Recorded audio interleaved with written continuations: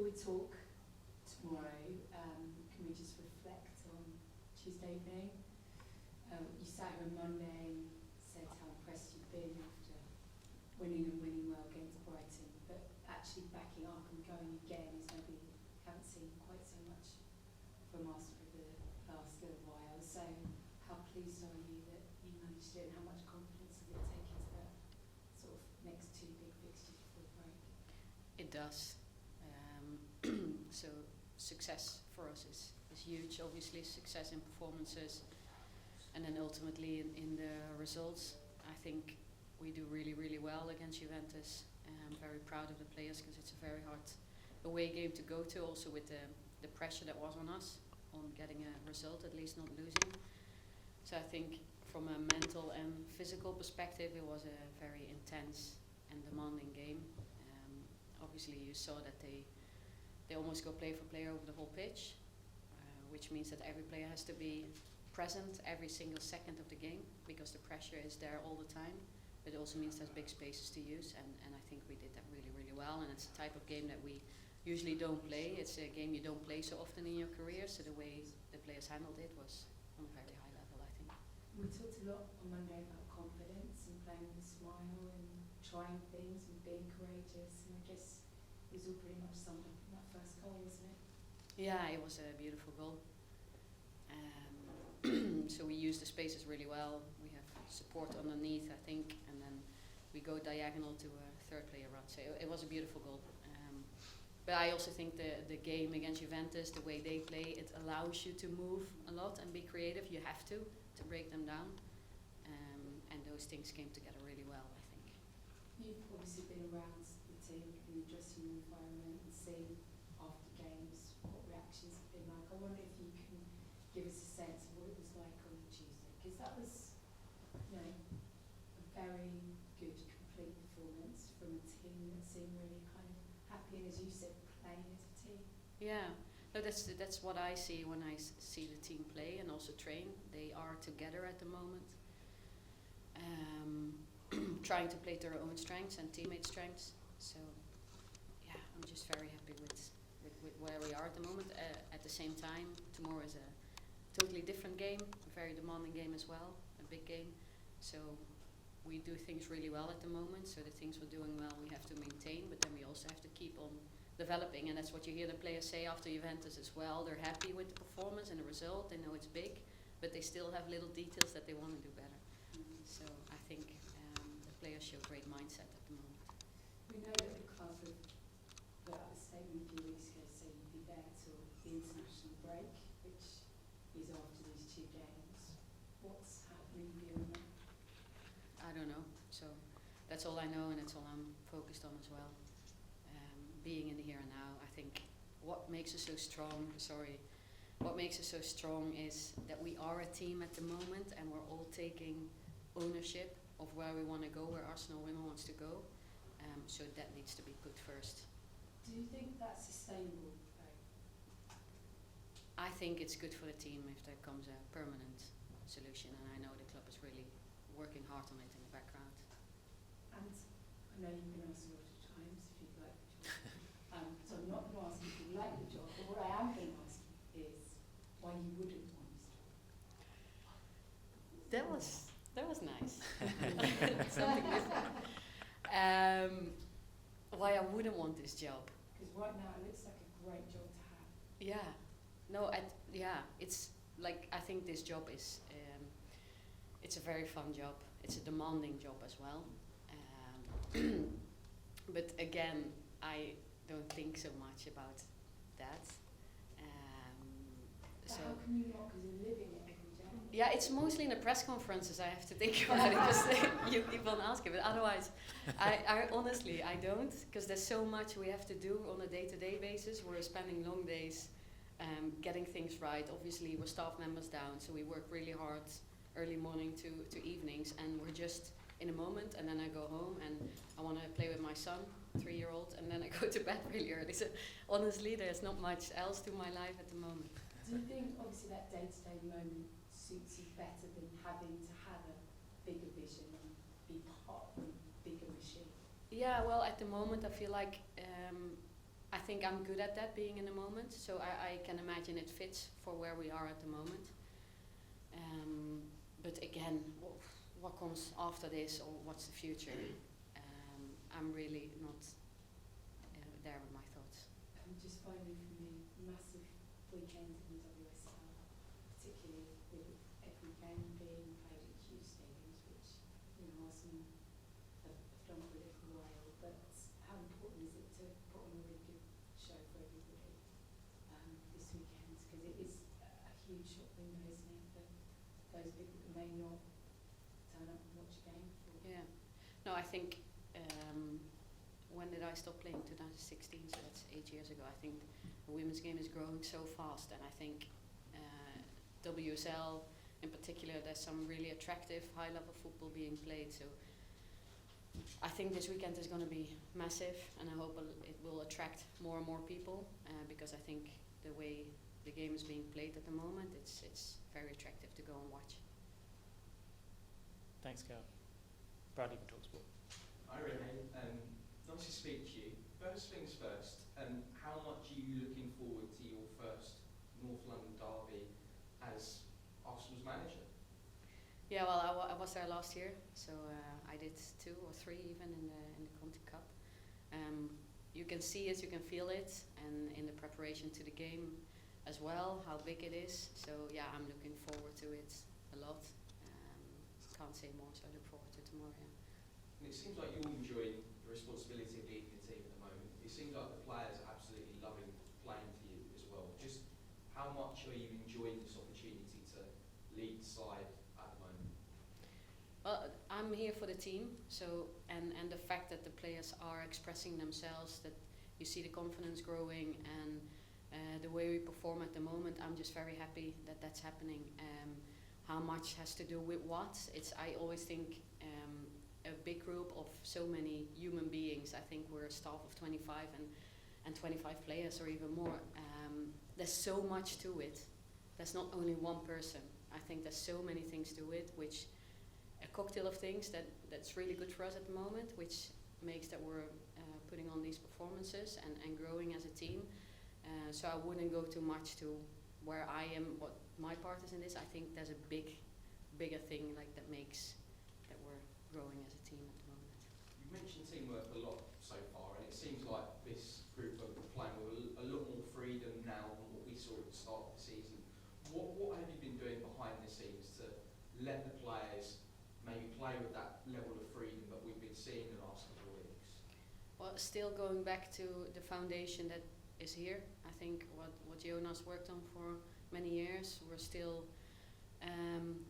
using that. So I think still big credit to the foundations that we have, because I don't think you can be creative and free if there's no foundation, no structure. We have a clear foundation and structure. But yeah, with success comes momentum, and if things are going well, players feel more free, and I think we want to allow them the freedom, but they still have to do certain things in their positions. But you can see that players start recognizing things, spaces, partnerships on the pitch, and I think that's very positive. Again, big credit to the players as well, because behind the scenes they're putting in a lot of effort and work both on and off the pitch. And lastly, back-to-back goals in the league for Alessia Russo as well. What has that done for her confidence now going into the rest of this year and the rest of this season? Yeah, we're a team, and we need to get the ball to our forwards, so that's a team effort, and then one player has to be at the end of it and needs to put the ball into the net. So I'm happy for Alessia that she can get on the end of it. But there's more players. I think a lot of players are scoring at the moment for us. That shows how versatile we are as a team, and also the players coming on. Alessia has been starting a lot of games and scoring, but you also see the players coming on, like Estina, for example. They're all so valuable for us. So I'm happy that we see that many players are performing well and scoring the goals for us. That's great. Best of luck this weekend. Thank you. Thank you. Thanks, Bradley. Kit. Hi Renee, nice to see you. Obviously this equivalent fixture last season was a fantastic occasion, but not a good result for Arsenal losing at Tottenham Hotspur Stadium. What can you learn from that defeat last year to stop it happening again, essentially? was the last game before the Christmas break, I think. So I think one big thing for us is that we are in the moment. We don't think about what's going to happen after the game, or just be in the moment. I think what Tottenham did really well was closing spaces down, and they worked really, really hard to do that for 90 plus minutes. So that was the big learning. So how can we break things down? But obviously we don't know exactly what Tottenham is going to do tomorrow. Where are they at as a team? How are they going to attack this game? So we'll see what they will give us. We'll have to be on our toes tomorrow and be very present. And I know you said it's definitely best for the team to kind of go day by day through this block of games. But just for you personally, what is it like kind of not knowing what your position could be in 7 days' time once this block is complete? I think we're quite settled now as a staff in how we've picked this up during the block. So we still feel like within this block, within the staff, the way we picked up the roles, we have found some consistency. So we don't work with question marks. I think we are quite stable and consistent with what we're doing at the moment. So I don't have questions about the future or question marks of how we need to solve things, who does what. I think we're very settled at the moment. So I feel there's no questions or thoughts about the future. We're doing well at the moment as a staff. Thank you. Thank you. Tim. Yeah, hi Renee. I wanted to focus on one thing you have changed, bringing Steph Catley in at centre-back, although she has played there before. I was looking back at what you said after the Vålerenga game, and you were talking about tidying up, defending in behind the defending line. I wondered whether maybe Steph's recovery pace is part of why you brought her in, and maybe just, you talked on Tuesday night about giving credit to defenders and how well Steph's played in this period. Yeah, Steph has her qualities. I think Steph always brings the basics and the details, which things that you don't always see, but the way she covers spaces, the way she covers other players, the details of her passes and her decision making is just on a really high level. So that's what Steph brings to the team. But then obviously we have Laia Codina and Lotte and Leah Williamson as well. So we're just in a very luxurious position of having all these great centre backs in the team. But yeah, looking at Steph, I think that's what she definitely brings to the team. And behind them as well, the goalkeeper, you've kind of continued that rotation model. I think we've seen at Arsenal actually for many years now. And I wondered what comes into your thinking when you're selecting the goalkeeper. I can definitely see differences in possession, like Daphne's long passing, Manu's short passing. Are those the main factors, or what other factors do you kind of build in when you're picking the goalkeeper? Two great goalkeepers. But your number one job as a goalkeeper is to stop goals from going in, and most goals are being scored by shots or by finishes from crosses. So I think that's important to be good at as a goalkeeper. And then the way we play possession-based football, we get a lot of the ball. The goalkeeper can play a good role for us in passes, both short and long, and the right decisions of finding a free player. And I think they're both on a really high level. They work extremely hard together with Naomi, day in, day out, with Sepp Barton, our goalkeeper coach. So they're just both doing really, really well. And obviously they're not identical. They have differences. But yeah, just very good to have such good goalkeepers, two good goalkeepers in the squad. And I just wanted to ask one more in terms of one thing Spurs, they dribble the ball less but pass it more this season compared to last season. You've kept quite solidly with that little novelty kind of midfield double pivot, like how, assuming they both start, which I know they might not, but I guess how important closing those passing lanes off are going to be tomorrow. I think, again, the way Spurs have been playing, I think they're a good team. What they do, they're versatile in our midfield, so they will ask us some questions and we'll need to solve those questions. They might rotate in position, so we need players on the pitch that can read that and defend that and communicate that really, really well. Thanks, Thank Tim. you. Aisha at the back. Hi Renee. Hi. Hi. As someone who's been in women's football for some time, I was just wondering what this sort of monumental weekend means in terms of all of the teams playing at the main stadiums, and whether that there was a time in your career when maybe you thought that day wouldn't come. To be honest, when I grew up, I played with boys, and I was playing in the garden with my brothers, and I didn't even know if there was a national team growing up in the Netherlands. So I think from where I come from and where we are now, I think all teams are playing in the big stadiums across WSL and Champions. It's fantastic. It's unbelievable. I think how fast things are growing. So yeah, it put things in perspective as well. I think it's growing really, really fast. And yes, we want more, and we want things to be even better.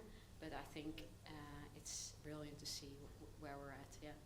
That was going to be my next question, actually. There's a lot of talk about stadiums, but maybe if you could pick one other thing that you would like to see an improvement on in women's football, what might that be?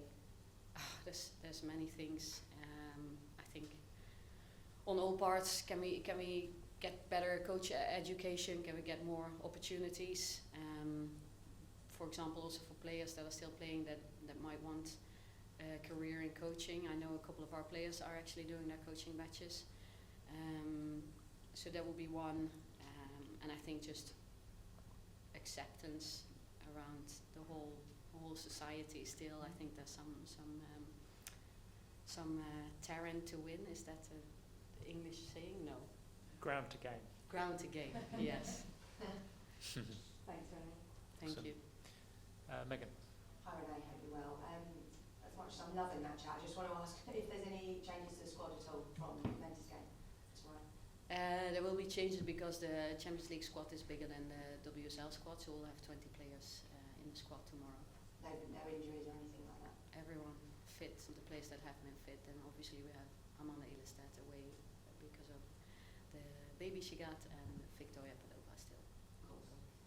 And just wanted to touch on the travelling fans. Obviously there was about 200 I think that travelled to Italy for the Juventus games, like incredible. Some clubs can only dream of getting a commitment like that from the fans, and that they've also sold out the allocation for tomorrow's game at Tottenham as well. Like, how incredible is that for you to just have that commitment from the fans constantly showing up for the team?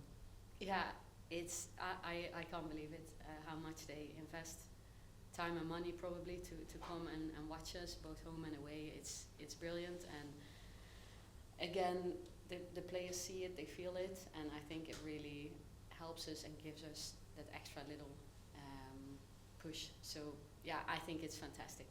It's and in my opinion, maybe I'm a little bit biased, but I think we have the best fans. But yeah, no, it's fantastic. Brilliant, thanks. Best of luck. Thank you. Thanks. Helen. Yes, Renee, I'm quietly clapping you today, by the way.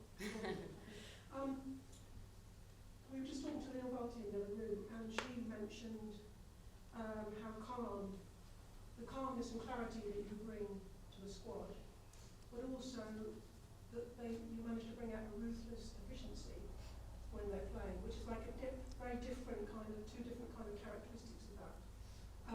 And I wondered how you kind of juggle those different characteristics, because they are sort of usually opposing things. Yeah, for us at the moment they are not actually. It's interesting to hear that Wally pinpointed those. There was a couple of areas when we were planning for Block 2, things we wanted to do better as a staff, and then the players got to sit down as well and discuss what they think we need to do better this block. And those were a couple, so being calm, being clear, and ruthlessness, I definitely think they can go together, because if you're really clear and calm about what you want, you can actually be ruthless in those moments, and I think we're finding the right balance at the moment, and we're in a good place, but yeah, we have to maintain and do things even better. The other thing was, we talked about whether there was a plan A and a plan B, and I think in the last, maybe the 3 halves and then the last half, the 2 games, so quite a lot of goals. The first 3 halves you played without Mariona, and the last half you played with her. It feels like maybe that's the plan A and that's the plan B, I don't know, because once Frida went out and Mariona came in, you played in a different kind of style, obviously, and she was going for the ball all the time, which Frida had been doing in the other one. And I wondered if that is sort of an unspoken plan A and plan B. It's different from game to game. Plan A, plan B, plan C, plan D even. And then, yeah, how you want to start a game and finish the game. But yeah, I think going back to the strengths of the players, it is personnel dependent, how we want to play and get the best out of the players. So that's why you've seen those changes, I think, in the games before. But now we have another game ahead of us that will look different. Thanks, Helen. We'll come to the front here, and then Robert, and then we'll need to wrap. Hi Renee. Touching back on what Megan said about fan support, obviously we see these incredible turnouts week in, week out for Arsenal, but I think what we're also seeing online, for example, is a lot of fans really rallying around you yourself as interim head coach, kind of regardless of what the future may or may not hold. So what does that do for you in the squad? I'm personally not on social media, or I don't know. I'm happy that we have something positive going on. I'm happy for the fans as well, because again, the way they invest, you want to give something back. So I'm very happy that we can give something positive to the fans at the moment. Absolutely. And something else that we touched on with the Abel team was about having a female head coach and the impact that that can have, and how different opinions and things can change having a female head coach or a male head coach. Just wondered, is there anything that you think your just experience of living as a woman kind of brings to your coaching style, or the way that you carry yourself, or do you not really see that as a big part in your role, if that makes sense? Yeah, I don't know if this is very deep talk, but I don't look at people if they're male or female. I don't think about that. So I would say that it shouldn't matter. It shouldn't matter if it's a man or a woman. So no, but I have my background. Obviously, I grew up as a girl, and I grew up in the Netherlands. I grew up playing football. So I bring something. There's something I bring that I am as a human being that I bring, but that will be exactly the same for someone else. So, in my opinion, it shouldn't matter. Absolutely. Thank you so much. Thank you. Thanks. Robert at the back there. Hi Rennie, looking at the game tomorrow, what's your general assessment of the Tottenham players overall? I think Tottenham are a strong team. They've been playing top 4 opposition in quite a lot of games already, which are tough games. I think they might be stronger than the results they've had so far, so we're really respectful of them as an opponent. They have some individual qualities. I think they show great mentality and do things together, so it's going to be a very hard opponent. But again, I think if we keep on bringing what we're bringing, I think we're a top team. So it's going to be interesting to see the 2 teams against each other tomorrow. When you look at the game tomorrow, what do you expect in terms of atmosphere and the tactical approach of the bench on the opposition? Atmosphere is going to be good, I think. Hearing all the away fans that are coming. It's going to be a challenging game, I think, to manage. I've played against Robert Willeham before when he was coaching a team in Sweden. I think he's a good coach, and he reads the game well. He might make in-game changes. We might make in-game changes. So it's going to be an interesting game. But I think apart from that, it's about what the players are going to bring on the pitch. And we have very intelligent football players on the pitch. So most of it they're going to manage themselves, and we'll try to help from the sideline. Awesome. Thank you, guys. We'll leave it there. Thank you. Thank you. Thank you. Good luck. Thanks so much.